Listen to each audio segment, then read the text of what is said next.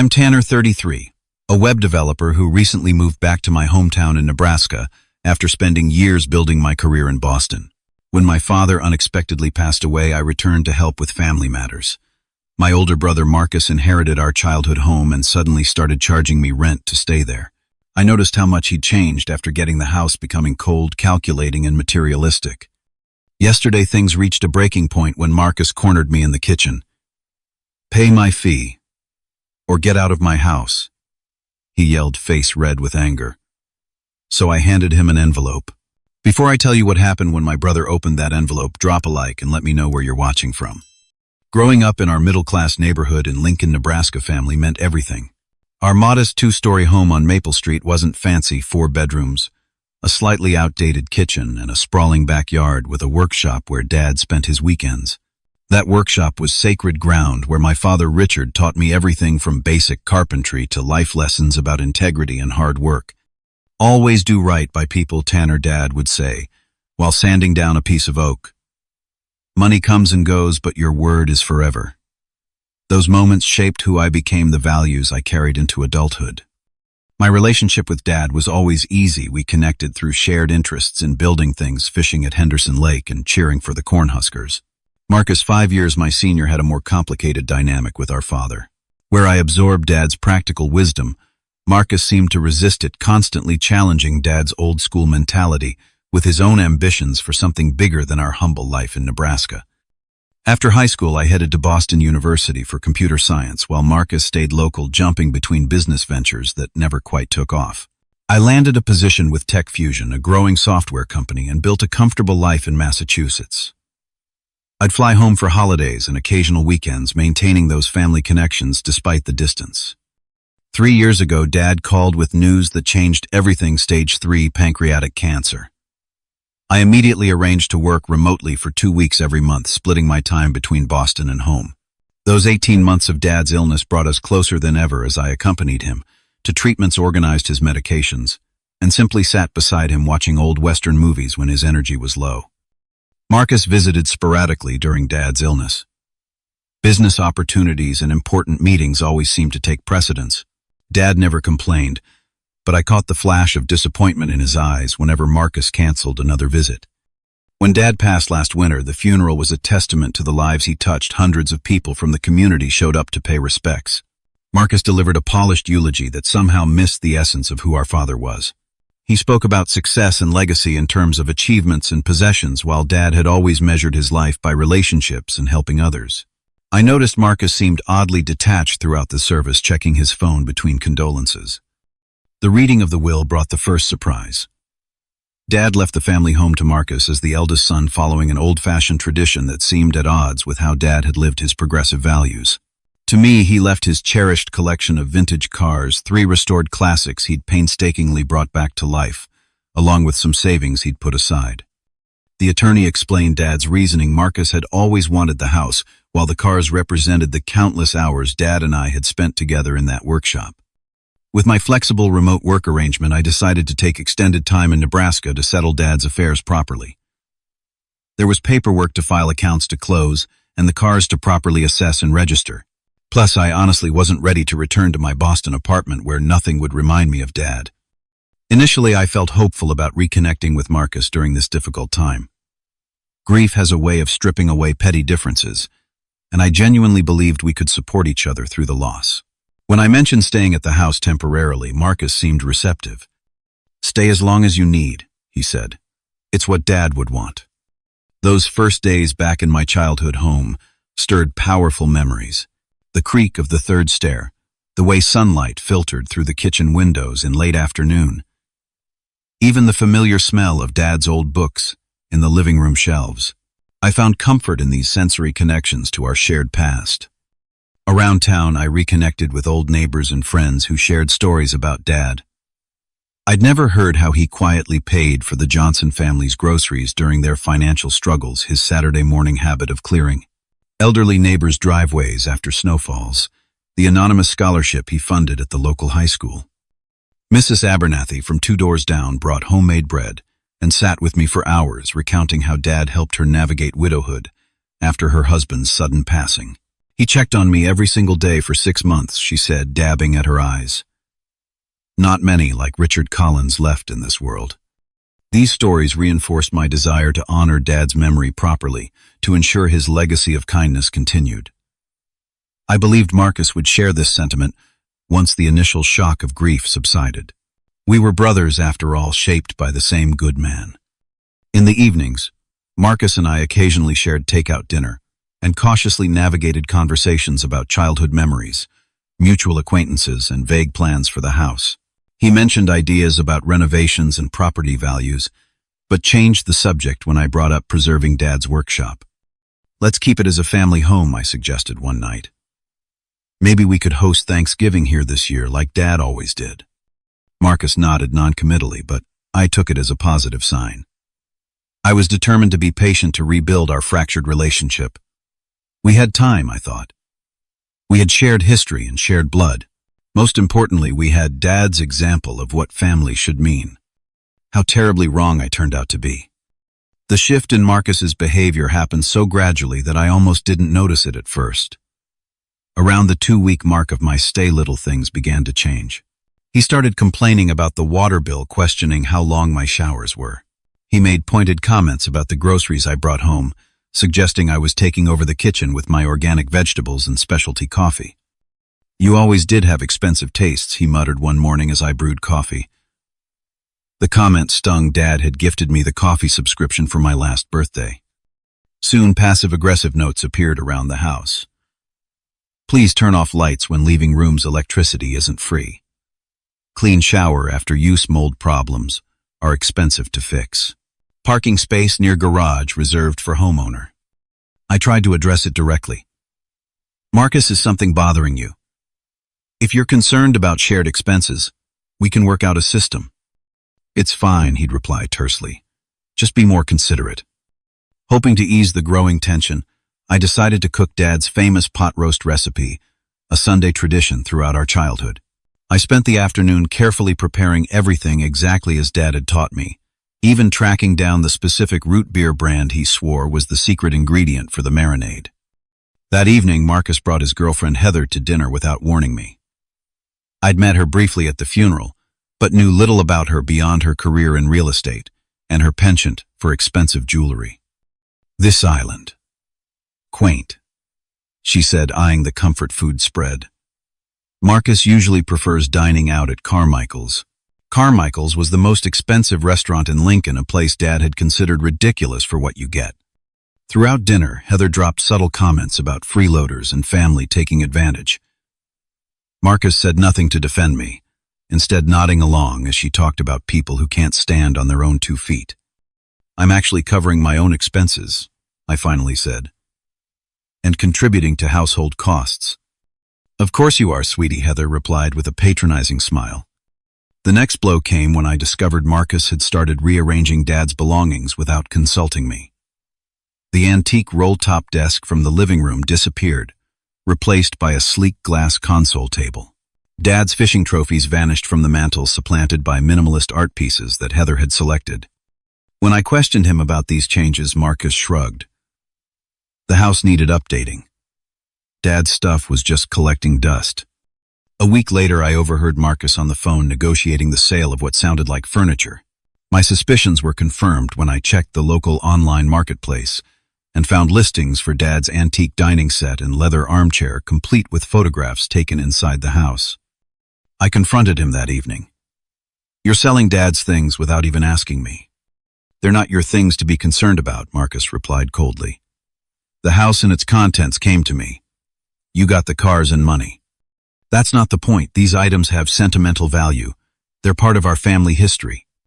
They're just things, Tanner. Don't be so emotional." He walked away, ending the discussion. The final straw came when I returned from a grocery run to find Dad's study completely emptied. The bookshelves that once held his collection of history books and mystery novels were gone. His comfortable old leather chair where he'd read to us as kids had vanished. The walls, previously covered with family photos and Dad's amateur photography, were now bare. The room had been transformed into a home gym with expensive equipment and mirrored walls.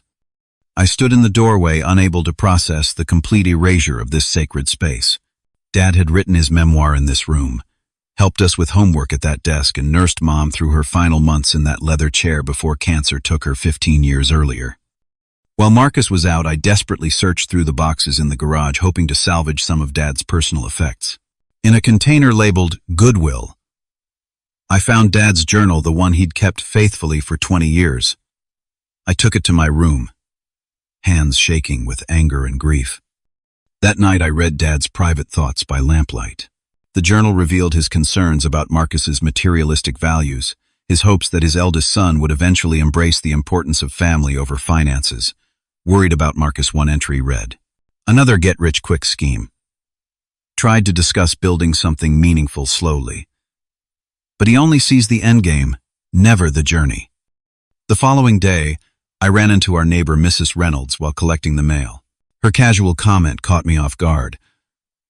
"How's Marcus doing with those financial troubles? Your father was so worried about his gambling debts." Gambling debts. This was news to me. Dad had never mentioned anything about Marcus having a gambling problem.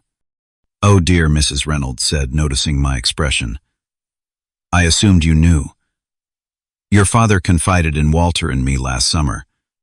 He was helping Marcus clear some significant debts to some very unpleasant people. This revelation cast everything in a new light. I began to understand that Marcus wasn't just seeing the house as a home. He viewed it as an asset, perhaps his financial salvation. That evening, I attempted to have an honest conversation with my brother about Dad's legacy and our family values. "Dad would be heartbroken to see his personal items sold off like this," I said carefully. The house meant more to him than just property value. Marcus's response was chilling. "Dad's dead, Tanner. His opinions don't matter anymore." I stared at him, unable to recognize the brother I'd grown up with. Before I could respond, he added, "By the way, if you're planning to stay beyond the end of the month, we should discuss rent. $1,000 monthly seems fair for your room." The word rent hung in the air between us. 1 month after our father's funeral in our childhood home, my brother was treating me like a tenant rather than family. 3 days later, I found a formal document slipped under my bedroom door. Marcus had created a roommate agreement, complete with a fee schedule that would make corporate landlords blush. The monthly rate of $1,000 was just the beginning. Additional charges included utilities split proportionally based on usage, with Marcus determining what constituted my share. A kitchen access fee of $75, monthly property management services at $50 weekly, and even a parking space rental for when I parked in the driveway. I read the document twice, convinced it must be some kind of twisted joke. When I confronted Marcus in the living room, his expression remained impassive. "This can't be serious," I said, waving the agreement. "We're brothers. I'm here because our father died. And I'm stuck with property taxes and maintenance costs," he countered. "Everyone pays their way in this world, Tanner. Dad babied you, but I won't." The accusation stung. Dad babied me. I was the one who came back regularly during his illness, while you were too busy to visit your dying father. Marcus's face darkened. "You always were his favorite. Perfect Tanner, who could do no wrong. The responsible son with the college degree and respectable job." "That's not true. Dad was proud of both of us." "Spare me," Marcus snapped.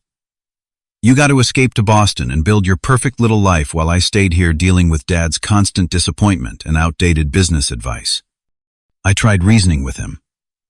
"This isn't about old rivalries. We're family going through grief. We should support each other, not treat each other like business transactions." "Family doesn't mean freeloading," he replied coldly. "Sign the agreement or make other arrangements." After this confrontation, the situation deteriorated rapidly. One evening, I returned from a walk to find 2 strangers in my bedroom. Marcus had invited potential tenants to view the space. "Just showing the room to interested parties," he explained casually. "In case you decide the terms aren't acceptable." My privacy became non-existent. Marcus entered my room without knocking, claiming he needed to inspect the property. Personal items began disappearing or turning up. Damaged my laptop charger. Snapped in half. Must have been an accident. Dad's framed photo of us fishing knocked off the nightstand. Probably the cleaning service. My work documents shuffled. And misplaced you. Should be more organized. The childhood photos that had lined the hallway, chronicling fishing trips, camping adventures, and backyard baseball games with Dad, gradually vanished from the walls, replaced by generic artwork Heather had selected. When I asked about the missing photos, Marcus claimed he'd put them in storage for safekeeping. Disturbed by the escalating situation, I consulted with a local attorney about my rights.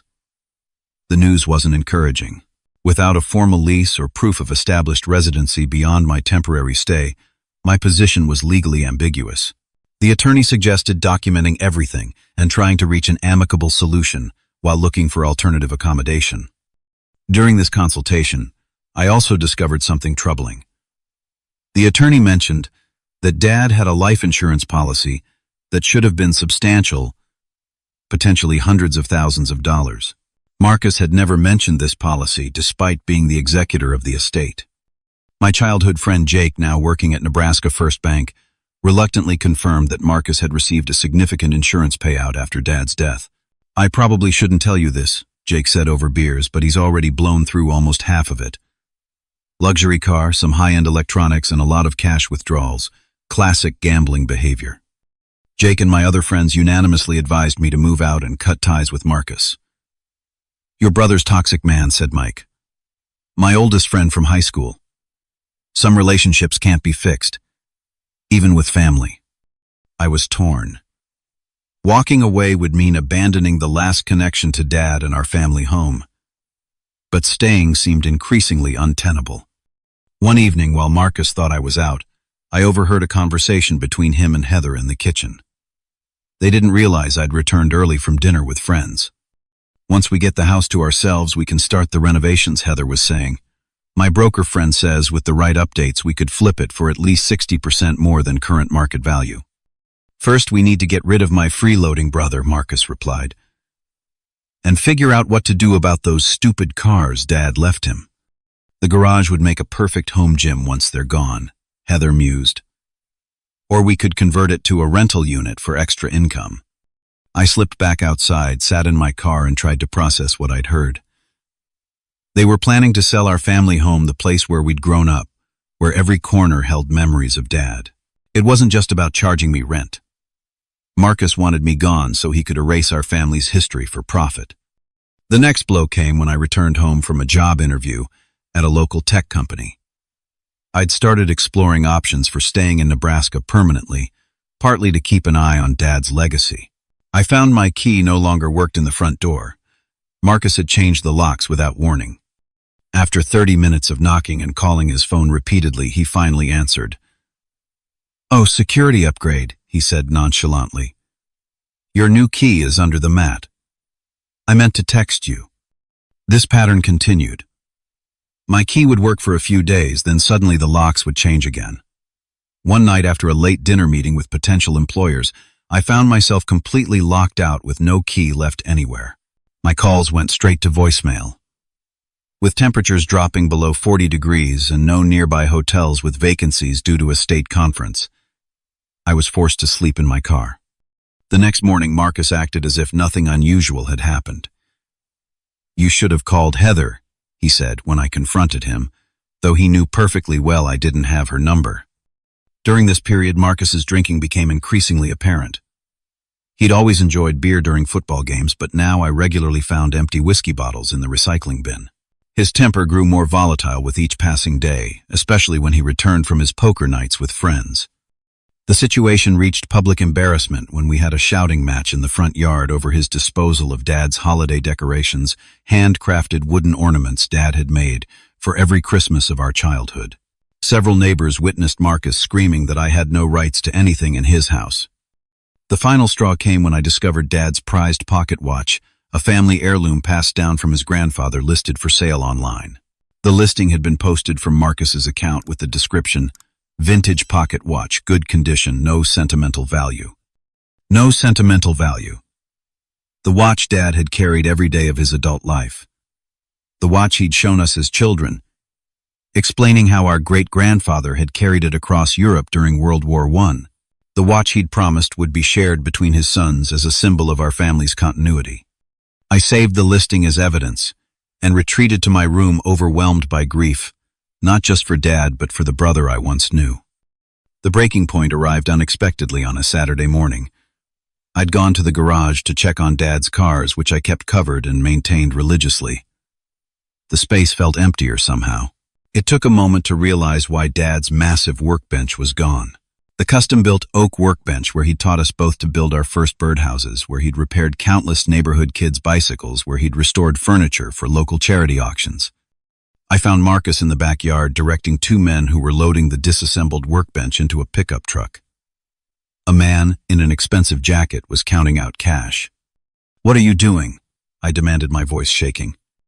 "Selling it," Marcus replied casually. "Guy's giving me $800 for it." Something snapped inside me. I stepped between Marcus and the buyer.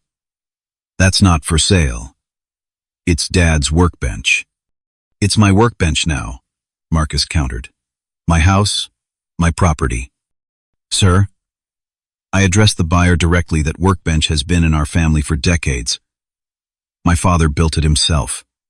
Please reconsider this purchase." The man looked uncomfortable, glancing between us. "Sounds like you two need to sort this out," he said, handing the cash back to Marcus. "Call me when you've resolved the family dispute." As the potential buyer and his helpers left, Marcus turned on me with fury I'd never seen before.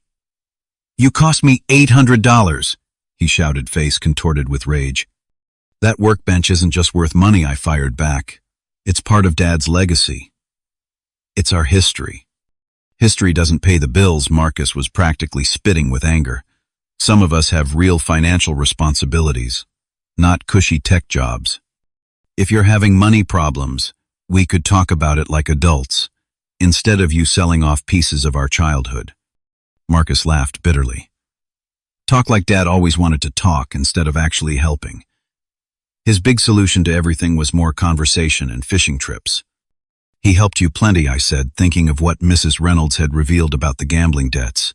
"He bailed you out repeatedly. What would you know about it? You were off building your perfect life in Boston while I was stuck here in this going-nowhere town. Nobody forced you to stay. You chose to remain here, just like you chose to gamble away your money, and now you're choosing to destroy everything Dad built." The word gamble hit him like a physical blow. His eyes widened, then narrowed dangerously. "Who told you that?" "Been talking to the neighbors about family business." "Does it matter? It's true, isn't it?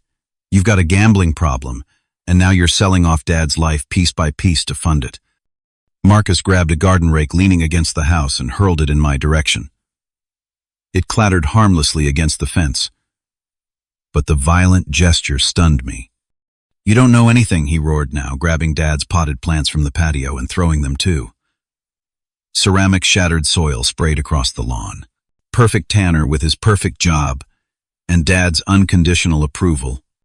"This isn't about me. It's about respecting Dad's memory." "Dad is dead," Marcus screamed, picking up the smaller pieces of the workbench the buyer had left behind and hurling them toward me. And you know what? His precious approval didn't save him. All his right living and community service and family-first garbage, he still died painfully in a hospital bed while doctors did nothing. I dodged the projectiles, shocked by the raw pain in his voice. This wasn't just anger. It was unprocessed. Grief, twisted into rage. "I was there," I said quietly. "I watched him suffer too. For 2 weeks a month I saw it every day. I watched him deteriorate while you flew back to your escape hatch in Boston. I came as often as I could. Where were you when he had chemo appointments? When he needed prescriptions picked up at midnight? When he couldn't sleep and wanted someone to just sit with him?" Marcus picked up a garden chair and smashed it against the patio stones. I was keeping his business contacts alive, making sure his clients didn't abandon him, trying to preserve something of actual value. Neighbors were peering over fences, now witnessing our family's complete implosion. Marcus noticed them too and seemed to feed off the audience, becoming more theatrical. "You want to stay in my house," he shouted, gesturing wildly. "Pay my fee or get out. I'm done subsidizing the golden child." "This was Dad's house," I replied, fighting to keep my voice steady. "He wanted it to remain a family home. Dad wanted a lot of things he didn't get," Marcus spat. "And now I'm stuck with his debts, his outdated house, and his favorite son looking down on me in my own home. What debts? The insurance policy covered everything and then some. You got hundreds of thousands of dollars." Marcus's face went pale. "Who told you about that?" "Been snooping through my mail." "Is that what happened to the money? You gambled it away too." Something dangerous flashed in Marcus's eyes. He advanced toward me, fists clenched. "You have until tomorrow to get your things and get out. I want your keys, your presents gone, and those cars out of my garage." "The cars are legally mine. Dad left them to me." "Then I'll charge you storage fees, $1,000 per car per day, starting tomorrow." "You can't do that." "Watch me." He snarled, now inches from my face. "Pay my fee, or get out of my house. Final warning." A neighbor called out, "Everything okay over there? Should we call someone?" Marcus stepped back, suddenly aware of the public spectacle. "Everything's fine," he called back unconvincingly, then lowering his voice to me. "Tomorrow. Gone. Or I start selling those precious cars for parts." As Marcus stormed inside, slamming the door so hard a porch light shattered, our neighbor Wallace Rogers, a retired police officer who'd been friends with Dad for 30 years, approached cautiously from his adjoining yard. "Tanner," he said gently, "I think I should call the station." That didn't look safe. I was shaking, partly from adrenaline, partly from the devastating realization that my brother was truly lost to me. "Maybe that's best," I agreed. 20 minutes later, Officer Kimball arrived, looking uncomfortable with the obvious family dispute. Marcus had locked himself in the master bedroom, refusing to come out until I and the cop were gone. Officer Kimball explained the complicated nature of my situation. "Without a formal rental agreement, it's a gray area," he said. "He is the legal owner, but you've established residency. He can't just change locks or throw your belongings out without proper eviction procedures." "And what about threats to destroy my property?" I asked, referring to the cars. "Document everything. Take photos. Record conversations if legal in the circumstance. Nebraska is a one-party consent state for recordings." After the officer left, I packed an overnight bag and booked a room at the Holiday Inn Express off Interstate 80. I needed space to think without Marcus's volatile presence. That night in the sterile hotel room, I took one of Dad's cars, the restored 1967 Mustang, for a drive to clear my head. I ended up at Henderson Lake, where Dad had taken us fishing countless times. Sitting on the hood under stars that seemed impossibly bright compared to Boston's light-polluted sky, I felt utterly alone. While organizing the Mustang's glove compartment, I discovered something unexpected, a sealed envelope addressed to my sons in Dad's distinctive handwriting. With trembling fingers, I opened it, wondering how I'd missed this during previous inspections of the car. Inside was a letter dated just 3 weeks before Dad's passing. "Marcus and Tanner, if you're reading this, I've moved on to whatever comes next. I hope it involves good fishing. There are things I couldn't bring myself to tell you while I was still here. Truths that seemed too complicated for deathbed conversations. The house I've left to Marcus because he's always felt most connected to it, but my intention was never for it to become a source of division. It was meant to be a family home, a place where both my sons could always find shelter and connection to their roots. The cars I left to Tanner because they represent the hours we spent together learning patience, persistence, and the satisfaction of bringing something broken back to life. But here's what neither of you know.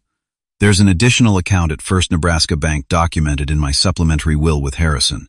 It contains the proceeds from the sale of my business 3 years ago, enough to secure both your futures if managed wisely. I kept it separate because I wanted you both to find your paths without expectation of a windfall. This money comes with one condition. You must use a portion to establish a community workshop in my name where local kids can learn the skills that brought me so much joy throughout my life. Sons, whatever differences exist between you, remember you're the only family each other has left. The finest legacy you could give me is to find your way back to being brothers again. All my love, Dad. I read the letter 3 times, tears streaming down my face. Dad's final wish had been for reconciliation, for preservation of family. And there was apparently another will that Marcus either didn't know about or had hidden from me. After a sleepless night reviewing my options, I made my decision. Dad deserved better than this bitter ending to his family story. I would make one final attempt to honor his wishes. The next morning, I called Harrison Montgomery, Dad's attorney, from the hotel room. His secretary initially claimed he couldn't discuss the estate with me, but when I mentioned the letter found in the Mustang, she put me through immediately. Richard left explicit instructions about that letter, Harrison explained once I'd read it to him verbatim. It was his backup plan if things went sideways between you boys. Did Marcus know about the supplementary will? Harrison's pause spoke volumes. The supplementary will was presented at the initial reading. Marcus signed acknowledgement of it. This confirmed my worst suspicions. Marcus had deliberately concealed the additional inheritance and Dad's true wishes for the family home. Can you send me a copy of the complete will? Both parts. I'll have it messengered to you within the hour. Where are you staying? After providing my hotel information, I made my next call to William Frost, Dad's longtime business partner, who had bought out his share of their construction company before retirement. I've been hoping you'd call, William said. Your brother has been making some concerning inquiries about the business sale terms. We arranged to meet for lunch, where William provided documentation of the business sale that had funded the secret account nearly $800,000 that Marcus had never mentioned. William also shared his concerns about Marcus's increasingly erratic behavior and gambling issues, which had been escalating even before Dad's illness. Your father worried himself sick about Marcus, William confided. He kept hoping the responsibility of home ownership would straighten him out. Armed with this information, I spent the afternoon building a comprehensive file. I documented every item of Dad's that Marcus had sold with screenshots from marketplace listings and approximate values, photographs of the altered house, and a timeline of Marcus's increasing hostilities. I consulted with a financial advisor about the best approach to the community workshop Dad had envisioned, creating a preliminary business plan that would honor his wishes while providing sustainable value to the neighborhood. By evening, I had compiled everything into a leather portfolio, evidence of Marcus's deception, alongside a path toward redemption. I added the original letter from Dad and a formal proposal for moving forward as a family. The final element was a legally binding document prepared by Harrison, an agreement that would establish joint ownership of the house with specific terms about its preservation and future. It included provisions for Marcus to receive addiction counseling and financial management assistance with the inheritance held in trust until certain milestones were met. That night, I visited Dad's grave at Evergreen Cemetery, sitting beside the simple headstone as dusk settled around me. I'm trying, Dad, I whispered to the gathering darkness. I don't know if he'll accept this olive branch, but I'm trying to honor what you wanted for us. I rehearsed various scenarios for the confrontation ahead, preparing responses for everything from violent rejection to tearful reconciliation. The most likely outcome seemed somewhere in between initial hostility, followed by grudging acknowledgement of reality. After a restless night, I rose early, packed my hotel room, and drove to the house. I chose the Mustang, deliberately Dad's favorite of the vintage cars, the one we'd spent the most time restoring together. Its rumbling engine announced my arrival as I pulled into the driveway. Marcus opened the door before I could even knock, his expression hard. I told you to remove your things and go, he said flatly. I will, I replied calmly. After we talk. Nothing to discuss. Payment or departure. Those are your options. I noticed his bloodshot eyes and slightly unsteady stance. He'd been drinking already, despite it being barely 9 in the morning. Actually, there's a third option, I said, stepping forward confidently. Marcus involuntarily backed into the entryway, allowing me inside. The house smelled of stale takeout and whiskey. Empty bottles cluttered the coffee table, and Heather's designer touches had multiplied soulless artwork and cataloged perfect decorative items that erased any trace of the home's history. Marcus followed me into the kitchen, growing increasingly agitated by my calm demeanor. What part of get out was unclear, he demanded. This is my house. Is it? I asked quietly. Because according to Dad's full will, the complete version you didn't share with me, this house was intended as a family home for both of us. His face flickered with something between guilt and panic before hardening again. You're lying. I have the will right here. He fumbled through some papers on the counter. You have the primary will. I'm talking about the supplementary document you conveniently never mentioned. There is no. Pay my fee or get out of my house, I interrupted, echoing his ultimatum from the day before. That's what you said, right? His eyes narrowed suspiciously. That's right. $1,000 monthly plus utilities and fees. With deliberate slowness, I reached into my jacket and removed an envelope, holding it out to him. Here's my response. Marcus snatched it, expecting to find a check inside. His face registered confusion, then shock, as he pulled out the first document, a copy of Dad's supplementary will with Marcus's own signature acknowledging receipt. This is, he began. Keep reading, I said quietly. The room went absolutely silent as Marcus flipped through the contents of the envelope. The color drained from his face as he saw the documented evidence of his deception, the legally binding agreement for moving forward, and finally Dad's handwritten letter. His hands trembled as he read our father's final words. For several minutes, the only sound was his increasingly ragged breathing. Where did you find this? He finally asked, voice barely above a whisper. In the Mustang. Dad hid it there, knowing I'd eventually find it. Marcus sank into a kitchen chair, the envelope's contents scattered across the table before him. Harrison never told me about a letter. But he did tell you about the supplementary will and the bank account, I said. It wasn't a question. Marcus stared at his hands, unable to meet my eyes. I was going to tell you. Eventually. After selling everything Dad valued. After gambling away his legacy. His shoulders slumped in defeat. You don't understand what it's like. The debts just kept growing. Every time I tried to dig out, it got worse. For the first time, I saw beyond my brother's hostility to the desperate, broken man beneath. I'm not here to punish you, Marcus. I'm here to honor Dad's final wish that we find our way back to being brothers. He looked up, suspicious and vulnerable simultaneously. What does that mean exactly? I pointed to the legal agreement. It means we share ownership of the house, properly restore what you've sold off or changed, and establish the community workshop Dad wanted. It means you get help for the gambling, and we both honor his legacy. And if I refuse? I took a deep breath. This was the moment of truth. Then I take this documentation to the district attorney and file charges for fraud and concealment of assets. I'd rather not, but I will if that's the only way to honor Dad's wishes. Marcus stared at the papers for what seemed an eternity. When he finally spoke, his voice had lost its hard edge. I've really screwed this up, haven't I?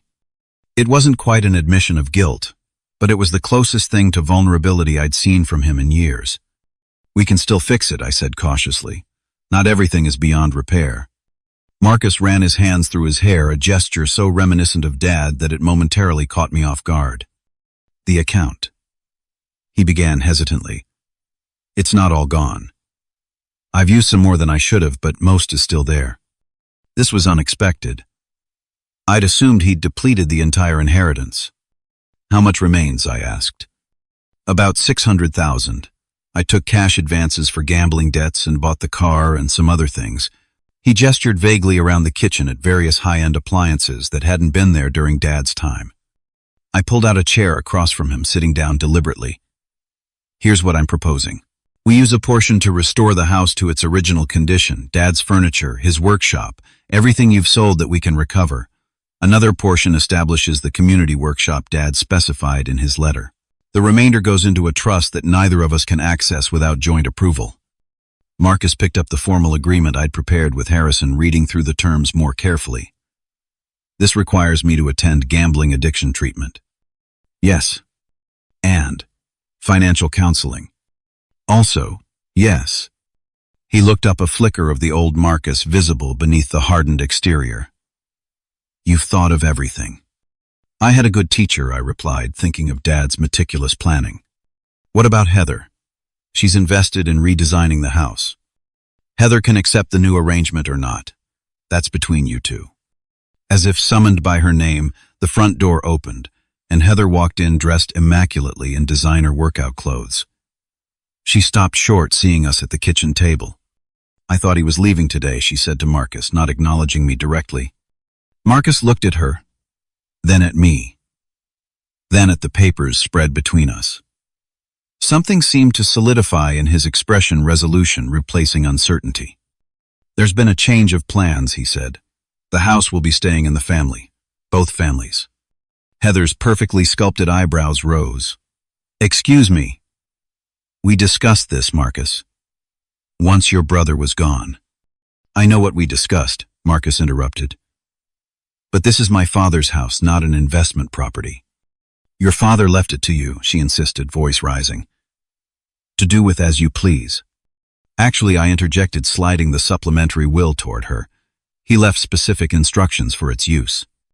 Heather glanced at the document without really reading it. "Legal documents can be challenged." "They can," I agreed pleasantly, "but fraud charges are harder to dismiss." Her gaze darted to Marcus, who avoided eye contact. Understanding dawned on her face. "I see," she said coldly. "Family sentimentality wins over financial security. Good luck with that." Without another word, she turned and walked out. The front door slammed with finality. Marcus winced but didn't move to follow her. "That's probably been coming for a while," he admitted. She was more interested in the house's potential value than in me. We sat in silence for several moments, the weight of everything that had happened settling between us. "I've been a complete ass," Marcus finally said. "Yes, you have," I agreed, but without malice. "I'm not sure I deserve this second chance." "It's not about deserving it. It's about honoring Dad's wishes." I paused, then added more gently, "and about being brothers again, if that's still possible."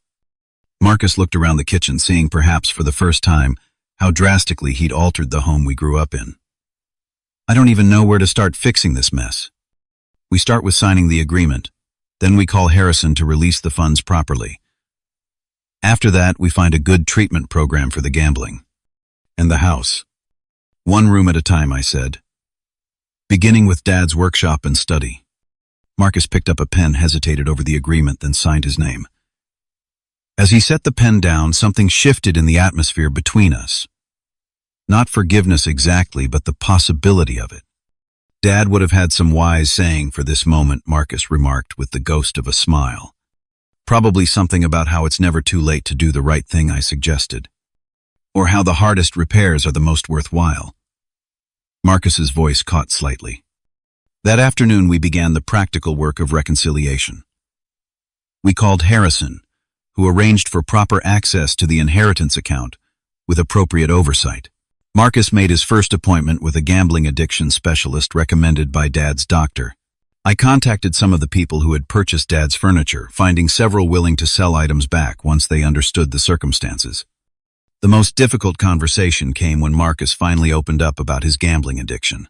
Sitting in Dad's partially restored study, he revealed how it had started with casual poker games during college, escalating to online betting, and eventually consuming his financial stability and peace of mind. "Every time I tried to stop something would trigger me back stress, boredom, a bad day at work. Dad bailed me out twice before he got sick. The second time he made me promise it was the last time." "But it wasn't," I said quietly. Number. After his diagnosis, I spiraled worse than ever. The pending inheritance became this safety net in my mind. I convinced myself I deserved it for staying local, while you built your career elsewhere. His honesty, though painful, was the first genuine connection we'd shared in years. "Why didn't you tell me I could have helped?" Marcus laughed bitterly. "Tell Perfect Tanner that his big brother was a pathetic gambling addict who couldn't even keep his promises to our dying father. No thanks." "I'm not perfect, Marcus. Far from it." I hesitated, then shared something I'd never told anyone. I was fired from my first job in Boston for missing deadlines. I was so desperate to prove myself that I took on too much and crashed spectacularly. Dad had to loan me rent money for 3 months while I found another position. Marcus looked genuinely surprised. He never mentioned that. Because I asked him not to. I was ashamed. This exchange marked the beginning of actual communication between us. For the first time in our adult lives, we spoke honestly about our insecurities, resentments, and the different ways we'd experienced growing up as Richard Collins' sons. That evening, as we sorted through boxes of Dad's belongings that Marcus had stashed in the attic rather than discarded a small mercy, I found an old family photo album. Together we flipped through images of fishing trips, birthday celebrations, and ordinary moments Dad had thoughtfully documented. "He really loved us," Marcus said softly, tracing a photo of Dad teaching him to cast a fishing line. "Yeah, he did," I agreed. "Enough to plan for us even after he was gone." Marcus closed the album carefully. "I'm not sure I can live up to what he wanted for us. We don't have to be perfect. We just have to try." The next morning we began drafting plans for the Richard Collins Community Workshop to be established in the detached garage that had housed Dad's vintage cars. The vision took shape: a space where neighborhood kids could learn woodworking basic mechanics and the value of working with their hands. "Dad would have loved this," Marcus said as we sketched layout ideas at the kitchen table. "He's probably watching us right now, telling fish stories to anyone who'll listen in the great beyond." For the first time in years, I heard my brother laugh genuinely, a sound so reminiscent of our childhood that it momentarily transported me back to simpler times. We established firm boundaries and expectations moving forward. Marcus would remain in the family home while I returned to Boston to wrap up my affairs there, with plans to transfer to the Lincoln office of my company permanently. We would share the house as Dad intended, with clearly defined private spaces and mutual respect for common areas. The road ahead wouldn't be easy. Marcus had his first difficult therapy session that week, returning quiet and subdued, but committed to continuing. We faced challenges reclaiming some of Dad's sold possessions and restoring modified spaces. But we had taken the crucial first step toward healing our fractured family. As Marcus signed the final paperwork establishing the trust for Dad's inheritance, he looked at me with newfound clarity. "I needed that envelope more than I knew," he admitted. "Thank you for not giving up on me completely." "Dad never did," I replied simply. "So I couldn't either." 6 months passed, bringing remarkable transformations to both the house and our relationship. The family home gradually returned to its former warmth, with Dad's restored furniture again filling the rooms. Marcus completed his initial intensive therapy program and continued with weekly support group meetings, marking 120 days of gambling sobriety with quiet pride. I permanently transferred to my company's Nebraska office, purchasing a small apartment downtown while maintaining my room at the family house for weekend stays. This arrangement gave Marcus needed space for his recovery while preserving our reconnection. The Richard Collins Community Workshop opened with a small ceremony attended by Dad's old friends, neighbors, and local families. We converted the spacious garage into a fully equipped woodworking and mechanical space, keeping Dad's vintage cars as showcases to inspire young visitors. Marcus surprised me by developing a natural talent for teaching basic woodworking to neighborhood kids, his patience with their learning curve revealing a gentler side I'd forgotten existed. One rainy afternoon, while organizing Dad's remaining belongings, we discovered a box of old VHS tapes labeled simply "Family." Using equipment borrowed from the local historical society, we spent an emotional weekend watching footage Dad had recorded throughout our childhood: birthday parties, backyard, baseball games, fishing trips, and ordinary moments of family. Dinner conversations. "Look how he's watching you," I pointed out during a clip of 7-year-old Marcus showing off a science project. He was so proud. Marcus studied the screen, seeing perhaps for the first time the unmistakable love in our father's gaze. I never noticed that back then. I was always looking for criticism instead of support. On the anniversary of Dad's passing, we organized a community fish fry at Henderson Lake, Dad's favorite fishing spot. Over 50 people attended, sharing stories and memories of Richard Collins' impact on their lives. Marcus spoke briefly, his voice steady, as he announced an annual scholarship in Dad's name for local kids pursuing trades or vocational education. "Our father believed that working with your hands connected you to something essential," he told the gathered crowd. "This scholarship will help future generations discover that connection." The journey wasn't always smooth. Marcus had setbacks in his recovery, including a frightening week when gambling urges overwhelmed him after a stressful work situation. Rather than hiding it as he would have before he called me immediately and activated his support system, together we navigated the crisis, emerging with our newly built trust intact. I faced my own challenges, particularly in maintaining appropriate boundaries. Years of being the responsible brother made it difficult to step back when necessary, and I sometimes caught myself monitoring Marcus's decisions too closely. Learning to trust his recovery process without controlling it became my ongoing work. We established a family trust, protecting Dad's legacy and the remaining inheritance, structuring it to support both our needs while preserving principle for potential future generations. Marcus demonstrated surprising financial discipline once the compulsion of gambling was addressed, developing a passion for responsible investing that would have made Dad smile. Our hometown recognized our efforts during the annual Community Foundation dinner, presenting us with the Heritage Preservation Award for the workshop program and restoration of the Collins family home. Standing together at the podium, I felt Dad's presence more strongly than ever. "He would be so proud of you, Mrs. Abernathy told Marcus afterwards, squeezing his hand. "The way you've turned things around, that takes real courage." Marcus blinked back unexpected tears. "I'm just trying to be more like him," he replied. As time passed, I discovered that healing isn't linear. Marcus and I still had occasional arguments, old patterns, sometimes resurfacing during stress or fatigue. But the fundamental shift in our relationship held firm. We were committed to working through conflicts rather than allowing them to divide us again. On a crisp fall morning, almost exactly a year after our confrontation in the kitchen, Marcus and I took Dad's fishing gear to Henderson Lake, casting lines into the still water as the sun rose over the trees. "I've been thinking about something Dad used to say," Marcus said after a comfortable silence. "About how you never actually own anything in this life, you just borrow it for a while." I remember that I nodded. He'd say, "The only things you truly possess are your choices and your word." Marcus reeled in his empty line, recasting with practiced motion. I didn't understand what he meant until recently. I thought inheriting the house meant owning a piece of property. But what Dad really left us was his values, his example. The house was just the container, I agreed. The real inheritance was everything he taught us. "Which I nearly threw away," Marcus added quietly. "But didn't I?" reminded him. "That's what matters now." We fished until midday, catching nothing but enjoying the shared silence that had once been impossible between us.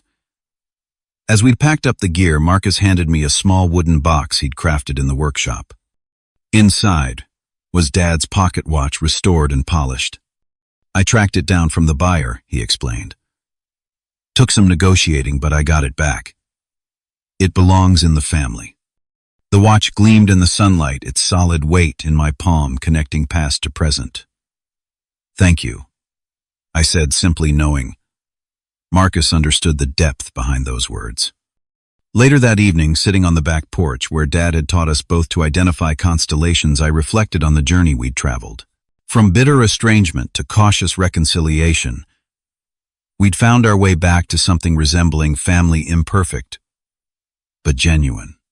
The house behind us stood restored, not just physically but spiritually once again, a home rather than merely property. Dad's workshop buzzed with activity several days each week, his tools now teaching new generations the satisfaction of creating something lasting with their own hands. What had begun with an envelope containing uncomfortable truths had transformed into a new chapter for the Collins brothers.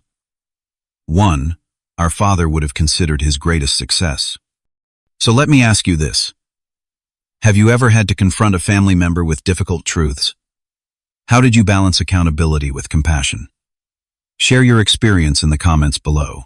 And if this story touched you or reminded you to cherish family connections, please hit that like button and subscribe for more real-life stories about healing and growth. Remember, sometimes the hardest conversations lead to the most important transformations. Thank you for listening to my story. And may you find the courage to both speak and hear difficult truths when they matter most.